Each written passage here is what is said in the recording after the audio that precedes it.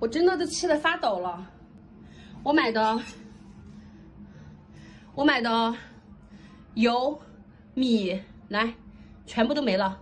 还有我的鞋子，我还故意把它弄到厨房来的，没了，都没了。他妈的，老子现在都要哭了。然后我的东西来，我的东西来，花钱买的东西。全部都没了，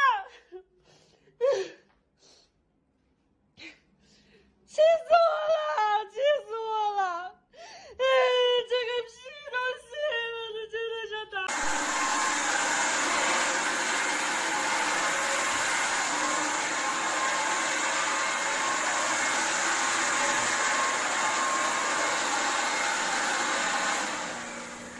幸福一家移动4单元701，我们这是密接回来的。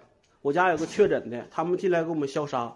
现在我家所有东西都没有了，包括衣服、门口挂的衣服、沙发上的软包、床帘儿，还有床上的铺盖、被窝，全都没有了。而且我家的钱也没有了，他把冰箱里的食物也全给我们扔了、撇了，啥都没给留。我一共丢了将近6000块钱左右。现在找谁不管，社区找社区，社区不管；找物业不管，物业不管；找消杀不管，已经报警了。